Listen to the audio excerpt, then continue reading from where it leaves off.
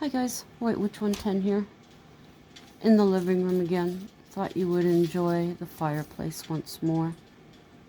It's very soothing.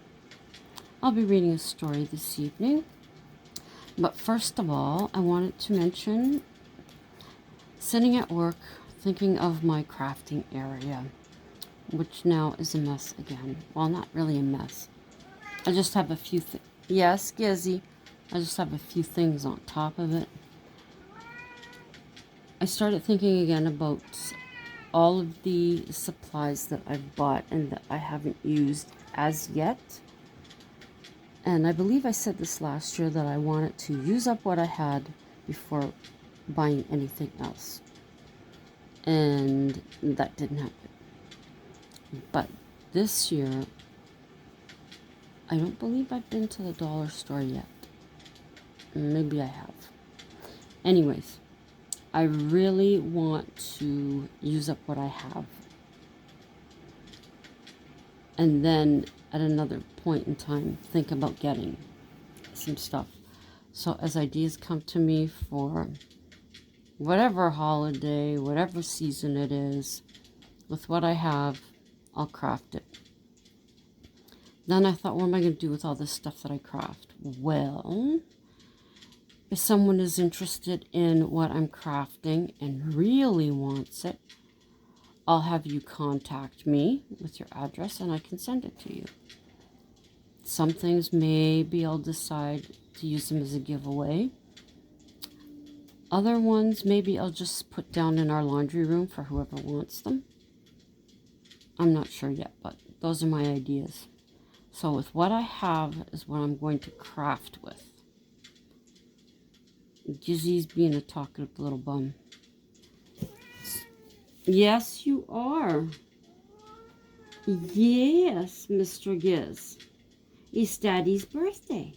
Yep. Hubby's 61 today.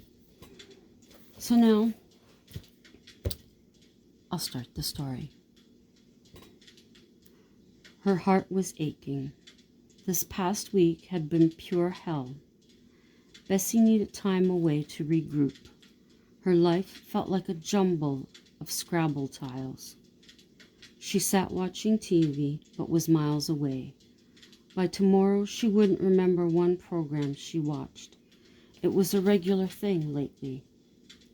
Bessie was in need of a vacation. Her brain required rest. For the first time in months, she wasn't happy. She always woke up in a good mood and generally stayed that way all day. Her moods had been unpredictable lately. Bessie just wasn't herself. The energy in the atmosphere was shifting, and she was taking it hard. She was no sooner at work, and she wanted to be at home. Fred had taken notice of the difference. He was concerned about her. You should take some time off. There's a place I think you'd enjoy. Fred handed her a pamphlet. There are treehouses to rent. I went last year. It was great. You genuinely feel alone. Everything you need is there. You literally don't need to leave the treehouse unless you want to, he explained. Did you leave the treehouse? Bessie asked. No, I felt so rested. You should look into it. Bessie said she would. She was sitting at her desk these days with the heater on. So many habits that weren't like her. This morning, Bessie sat staring out the window. There was a chill in the air, and she wrapped herself in a heavy blanket. She decided she wasn't going anywhere today. Seeing the pamphlet on the coffee table, Bessie picked it up and browsed. Absent-minded, she took her cell phone from her purse and called. In 2 weeks' time, she'd be relaxing in the trees. She would be above the ground, away from humans. Lately, that just wasn't a people person. Too many people with too many lives. Without knowing Fred had booked the identical time, even more freaky was her neighbor in the treetops. "I hope you don't mind," he said during their phone conversation. "I hope you don't mind if I don't speak with you." Neither had a problem. Friday afternoon, Bessie made tracks to the Treehouse place. The name was Relaxing in the Trees. She was counting on it. It was fun climbing the stairs. She could clearly see the one that Fred would be in. There was more than enough space between them. The hostess left her to get on with settling in. This was something she could get used to. Looking down into the valley, Bessie could clearly see the trail the deers used. Why, there were even a couple on the trail now. The photos she could get from this vantage point would blow others out of their spot. Bessie heard Fred's car pull up a few hours later. She had unpacked her small bag, toothbrush in the washroom. The hosts had stocked the fridge with items she had chosen. It truly felt like home. The fireplace was electric, but it put out enough heat for a small space. The warm tone of wood was like a hug. It had been years since she stayed in anything that was this close to nature. As her body and mind relaxed, the walls around her came down. Bessie could finally be herself once again. For so long, she had been careful. She had been too careful to please everyone that she lost herself. For the next 2 weeks, Bessie communed with the trees. The only person she spoke with was Fred. "So how are you enjoying the place?" he asked one afternoon. "I'm loving it. Never thought I could with my fear of heights. But I'm doing okay. Getting over that fear," she answered. "Do you find you worry less being a woman alone? I mean, if you were on the ground, wouldn't you worry about a break-in?" Hang on. That was a Waverly passing through. Okay, Wavy.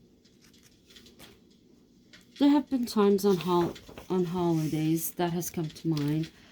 I suppose I have worried less, though I make sure I lock the door. They conversed back and forth from their respective places. Bessie ended up inviting Fred over for dinner. After dinner, they relaxed on the balcony. "Snow will soon be here. You can smell it in the air," she told him. "It's pretty here when the snow falls," he told her. They continued to rent them out during the winter? Yes. This is a year-round vacation spot. She had no problem sleeping at night. At home, it was always a restless sleep. Midday through the second week, Bessie had a question for the front desk. "Has anyone ever bought one of the tree houses?" "No," the woman said, "but we have had people here long term. Do you think the owner would entertain selling one?" She inquired further. "I'd have to ask him," the woman told her. "Oh, no need to go to the trouble." Bessie felt bad. "No trouble. He's on property right now." The receptionist picked up the phone. "Mr. Turner, the lady staying in B24 is inquiring about purchasing one of the tree houses." There was a long pause. "Okay, I'll let her know."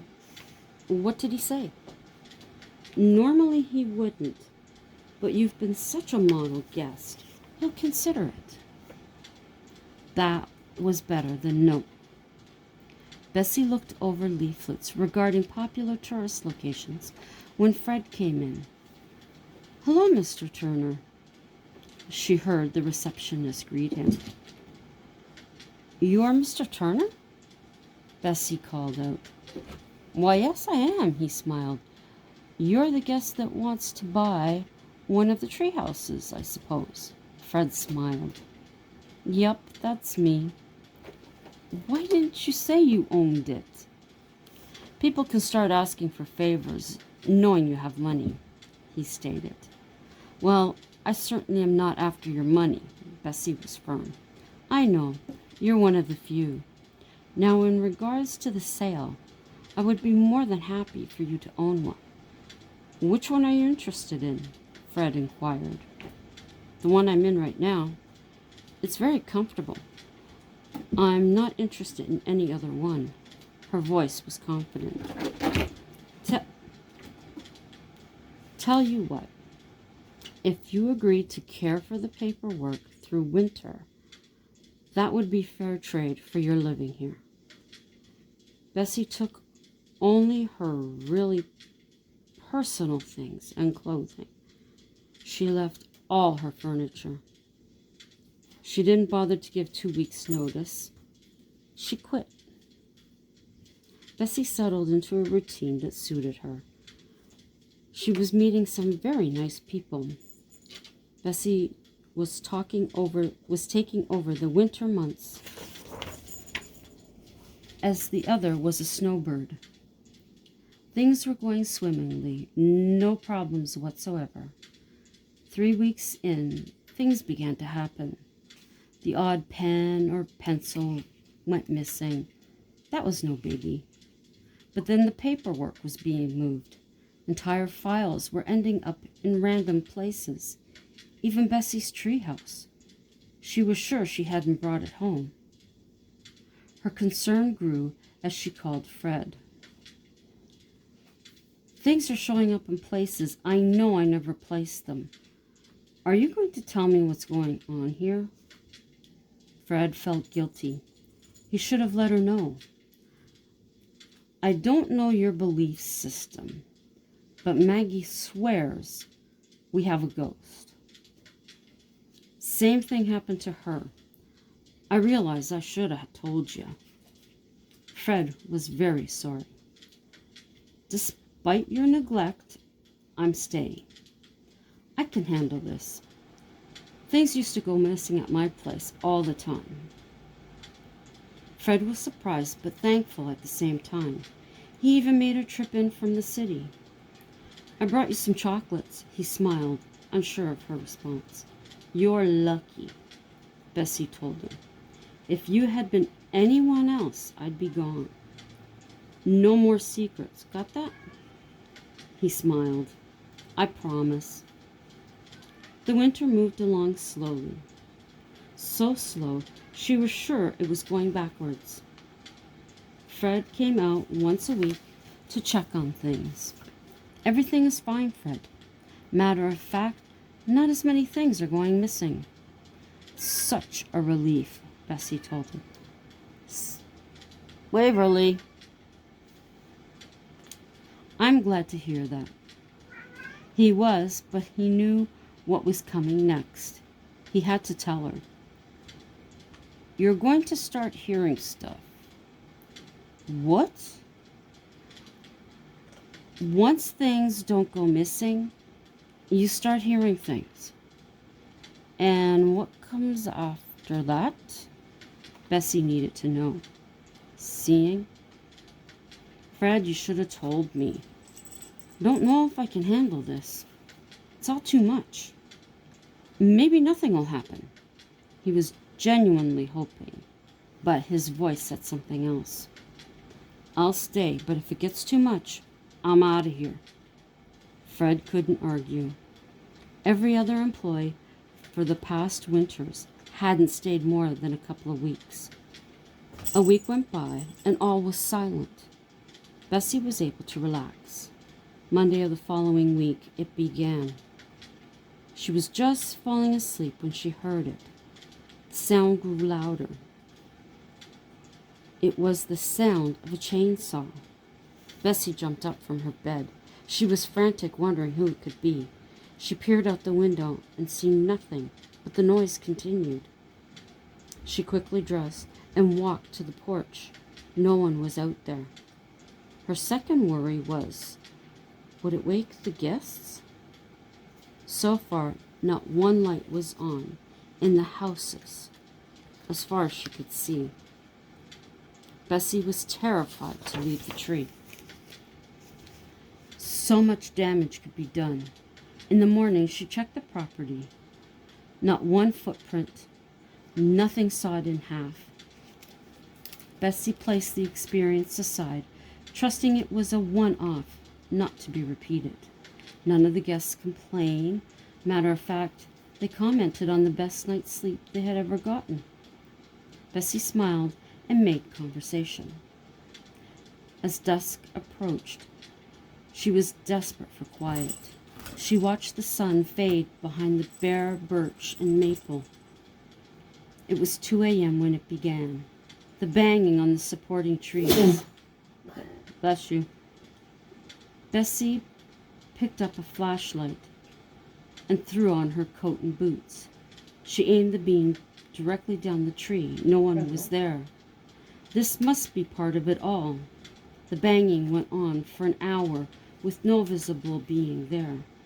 At 3 a.m. she called Fred. They've been banging on the tree for an hour. Get your butt here as soon as you can. You need to answer some questions, so be ready with the truth.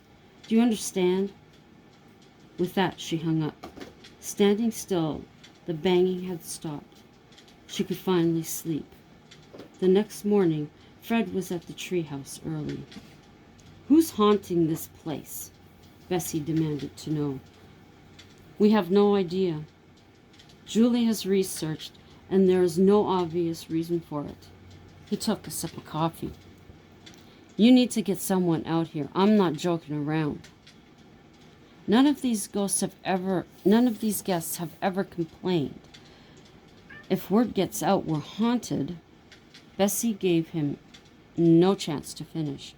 You'll have triple your money in no time. She looked him directly in the eye. I hate to disagree, he began. Then don't. Are you actually that far removed from reality? The paranormal has been big money for many years now. There are some TV stations dedicated to it. They'll pay good money to investigate. I've heard some people have paid up to $5,000 for an entire place. Fred's eyes opened wide. I never realized. That's pretty good business. But you need to have documents to back it up. People won't just show up. Don't think of this as fast money. There's responsibility as well. I'd speak with your insurance company. Find out what coverage or waivers you need in case someone gets hurt. I never thought of that, he said. Well, you should. Fred spent the next few days getting everything in order. By the following week, he was ready. Bessie wasn't happy with his eagerness. She read his ad in the paper. He claimed that the haunting was from a lumberjack scorned. He had no proof, but the lies he had printed. Fred, I want nothing to do with this. Everything in this ad is a lie. Bessie's anger grew. It could very well be a lumberjack, he countered. And maybe it's not. You've got to stop and remember who lived here before you. Was this land ever used for logging? She's seen his face. You don't even know. People will research themselves, and they won't come when they find out it's a lie. None of them will bother. Is that what you want? If it is, I'm out of here. I'll stay at the motel till I find a place to rent. Fred had nothing to say. He needed the money for his business. He couldn't argue because it was true. Bessie packed her things and left. 2 days later, the treehouse collapsed. Spirit had been warning Fred all this time. When the friends got together, they were both thankful. Bessie went back, but lived in a cabin on the ground. I hope you liked that one. I wasn't even sure what the ending was. Matter of fact, I was shocked when I seen I only have little than half the page left. So basically, this spirit was doing all this stuff because it knew that the treehouse was going to collapse. There you go. So I'd like to thank my YouTube family for coming by this evening. Always enjoy having you here. And so is Gizzy. He's happy. And to anyone new passing through, please take the time to check out my other videos. Maybe something else that interests you. If there is, please give it a thumbs up. Drop a comment. Yeah, you tell them, Gizmo. Share them out with anybody you think that would be interested. Greatly appreciate it. While you're here, consider becoming a subscriber. And if you do, what should they do, Giz? What? That was Waverly. She's saying, click the notification bell. Sue, from a kind of snowy Ottawa. Thank you for coming by. I hope you enjoyed the story. And until the next time, ciao for now.